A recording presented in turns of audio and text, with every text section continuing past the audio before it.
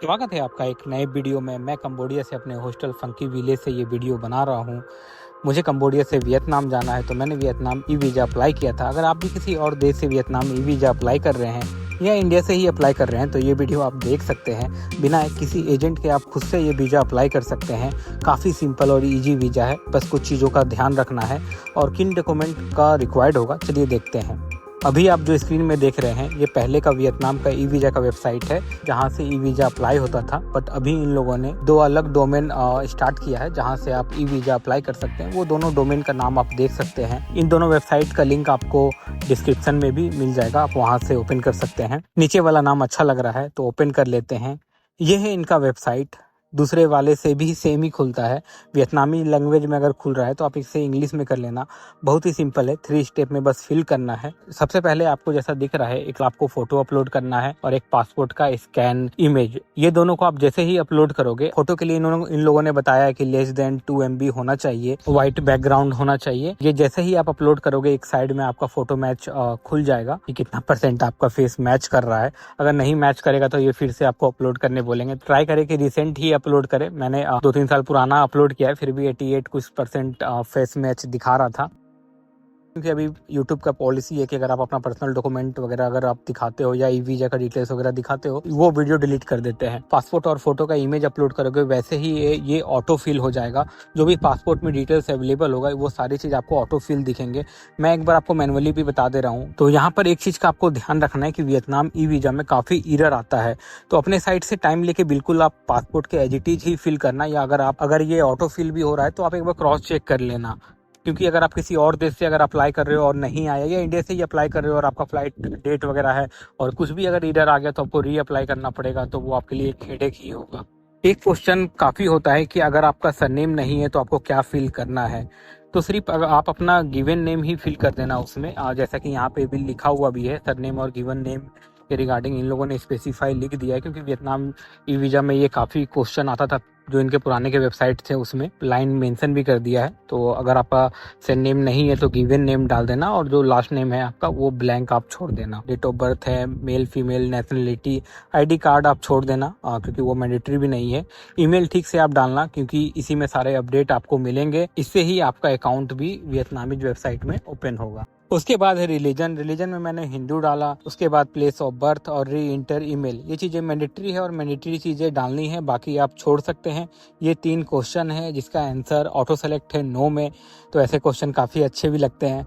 अब इस सेक्शन में देखते हैं। इस सेक्शन में ये पूछ रहे हैं कि आपको सिंगल एंट्री वीज़ा चाहिए या मल्टीपल एंट्री वीज़ा चाहिए। इन दोनों में क्या डिफरेंसेस है एक बार वो देख लेते हैं। जो सबसे बेसिक डिफरेंस है वो तो ये है कि आप सिंगल एंट्री ई वीज़ा में आप एक ही बार जा सकते हैं और मल्टीपल एंट्री वीज़ा में आप कई बार जा सकते हैं। तो मल्टीपल आप तब ले सकते हैं जब आपका प्लान हो। अगर आप इंडिया से वियतनाम जा रहे हैं और आसपास के कंट्री लाओस, कंबोडिया ये सब एक्सप्लोर करना चाहते हैं और दोबारा वियतनाम जाना चाहते हैं तो उस केस में आप ले सकते हैं। एक और जो डिफरेंस है वो ये है कि सिंगल एंट्री वीज़ा में आपको एंट्री और एग्जिट पॉइंट बताना पड़ता है, मतलब कि आप कहाँ से इंटर करोगे और कहाँ से एग्जिट करोगे, और आपको उसी स्पेसिफिक बॉर्डर से ही इंटर करना पड़ेगा, एयरपोर्ट हो, लैंड बॉर्डर हो या सी पोर्ट हो। मैं अभी कंबोडिया में हूँ और यहाँ से जो बॉर्डर है वो है मोकबाई बॉर्डर, तो मैं वहाँ से इंटर करूँगा। मैंने वहीं कर दिया। मल्टीपल मैंने अप्लाई नहीं किया था, मैंने सिंगल एंट्री वीज़ा अप्लाई किया था।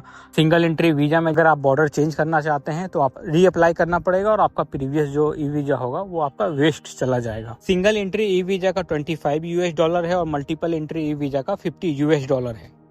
मैं कंबोडिया से क्यों अप्लाई कर रहा हूँ, मैंने पहले क्यों नहीं अप्लाई किया था। मैं अपने इस ट्रिप में ज़्यादा लैंड बॉर्डर ही लिया हूँ। मलेशिया से थाईलैंड आया और थाईलैंड से फिर कंबोडिया और कंबोडिया से फिर वियतनाम जाना है। जैसा कि आपको अभी मैंने बताया कि वियतनाम में आपको बताना पड़ता है कि आप किस बॉर्डर से इंटर करोगे। कंबोडिया से होचिमिन काफ़ी नज़दीक है और उस बीच में एक मोकबाई बॉर्डर पड़ता है। जब मैं थाईलैंड में था, कंबोडिया इमिग्रेशन के बारे में आपने सुना ही होगा, काफ़ी स्कैम होते हैं और इमिग्रेशन उनका काफ़ी डिफ़िकल्ट हो जाता है कि कई लोगों को उन्होंने डिपोर्ट किया और ख़ास करके एशियन लोगों को काफ़ी परेशान करते हैं। मेरे साथ भी हुआ था ये, मैंने उस पर वीडियो भी बनाया है, तो आप वो देख सकते हैं। मुझे डर था कि अगर डिपोर्ट हो जाता हूँ, अगर मैं पहले अप्लाई कर लिया होता और डिपोर्ट होता तो वो मेरा ई वीज़ा वेस्ट हो जाता। इसलिए जब मैं कंबोडिया में आ गया उसके बाद मैं अपने हॉस्टल से इसे अप्लाई कर रहा हूँ। वियतनाम ई वीज़ा सिंगल या मल्टीपल एंट्री वीज़ा 90 डेज के लिए वैलिड होता है। एक जो मैंने गलती किया था वो मैं आपको बताता हूँ। मैंने बहुत सारे वीडियोज में देखा था कि अगर आप कुछ दिन का डालते हो ड्यूरेशन तो वो आपको मिनिमम 30 डेज का वीज़ा दे देते हैं। एग्जिट डेट मैंने अपने फ्लाइट के एक दिन जस्ट बाद का दे दिया। मैंने जिस दिन एंट्री और जिस दिन एग्जिट का बताया था उसी के ड्यूरेशन के हिसाब से उन्होंने वीज़ा दे दिया। अगर आपके पास फ्लाइट वगैरह का रिटर्न है तो उसके कुछ दिन आगे बढ़ा के ही आप डालना। आपके पास कुछ समय होगा अगर लास्ट टाइम अगर कुछ हो जाता है तो फिर आप अपने ट्रैवल डेट के अकॉर्डिंग जिस दिन से जिस दिन तक के बीच का चाहिए वो आप डाल देना। उसके बाद है पासपोर्ट डिटेल। ये भी चीज़ आपको ऑटो फिल आएगा और कुछ चीज़ें इसमें है जैसे कि आप ऑर्डिनरी पासपोर्ट यहाँ डाल देना, डेट ऑफ इशू और एक्सपायरी ये सब आपको ऑटो फिल आ जाएगा। उसके बाद है परमानेंट रेसिडेंट एड्रेस में आप इंडिया डाल देना और उसके बाद आप अपना एड्रेस डाल देना। ये आपको पासपोर्ट के बैक साइड में भी मिल जाएगा। फिर आप अपना टेलीफोन नंबर डाल देना। उसके बाद है इमरजेंसी में आप अपना फैमिली या किसी दोस्त का आप डिटेल्स डाल देना, उनका नाम, उनका एड्रेस और उनका मोबाइल नंबर, उनके साथ क्या रिलेशन है ये भी। उसके बाद है ऑक्यूपेशन। ये ऑप्शनल है लेकिन आप चाहो तो कुछ यहाँ पे फिल कर सकते हो। सेल्फ एम्प्लॉयड, फ्रीलांसिंग या जॉब वगैरह करते हो आप, उसके रिगार्डिंग आप यहाँ डिटेल्स फिल कर लेना। उसके बाद है ये इन्फॉर्मेशन अबाउट योर ट्रिप। सबसे पहले टूरिज्म होगा। पर में आपने जो एंट्री डेट सब डाला था उसके हिसाब से यहाँ दिन आ जाएगा।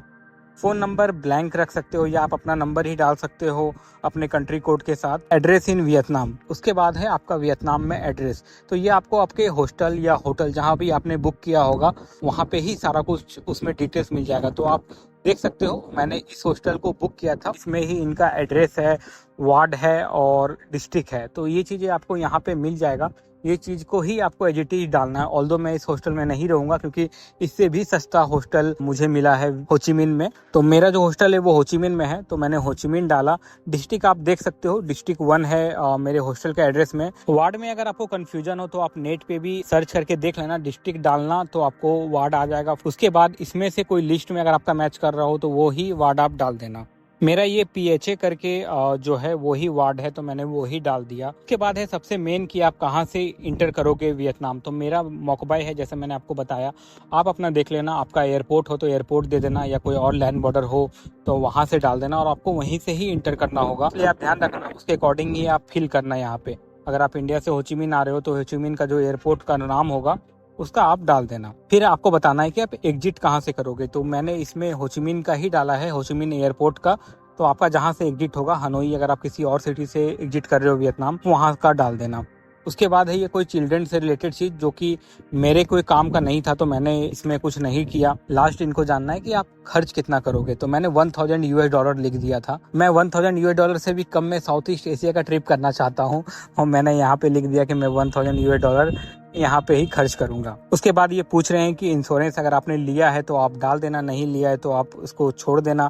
अगर आपने येस किया तो फिर वो डिटेल्स मांगेंगे, स्पेसिफाई करने बोलेंगे कि किस कंपनी का आपने लिया है और लास्ट में आपका खर्च कौन उठाएगा। तो अभी तक तो कोई ऐसा मिला नहीं है कि जो मेरा खर्च उठाए, मतलब खुद ही खर्च उठाना पड़ता है अपने ट्रिप का।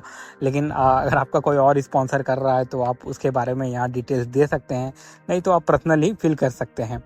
बस इतना ही था फॉर्म में। उसके बाद एक रिव्यू एप्लीकेशन आएगा जहाँ क्रॉस चेक कर सकते हैं और उसके बाद आपको पेमेंट करना होगा। तो पेमेंट आप किसी भी कार्ड से कर सकते हैं जिसका भी आप देख लेना इंटरनेशनल ट्रांजैक्शन ऑन हो, और $25 का पेमेंट होगा सिंगल एंट्री वीज़ा में, जो मैंने भी किया था उनके करेंसी में भी आप देख सकते हो। तो बस इतना ही फॉर्म था। वियतनाम ई वीज़ा ऐसा आता है, आपके पास एक कोड आ जाएगा जहां से आप अपना वीज़ा का स्टेटस देख सकते हो। मुझे कुछ दिन लग गया क्योंकि मैंने वीकेंड में अप्लाई किया था, शायद इनका वीकेंड में प्रोसेस होता है या नहीं होता नहीं पता। उसके बाद फिर मुझे नेक्स्ट वीक में मुझे मिला, तो मुझे काफ़ी टाइम लग गया वियतनाम ई वीज़ा आने में। ट्राई करें कि जितना पहले आप अप्लाई कर सकते हैं कर दें, क्योंकि अगर आप कंबोडिया या लाओस से वियतनाम इंटर कर रहे हैं तो आप जिस भी बस या जो भी आप बुक करें तो उनसे आप बॉर्डर का पूछ लें कि वो उसी बॉर्डर से जाते हैं या नहीं, क्योंकि आप एक बार अगर आपका वीज़ा आ जाए तो आपको फिर उसी बॉर्डर से इंटर करना पड़ता है।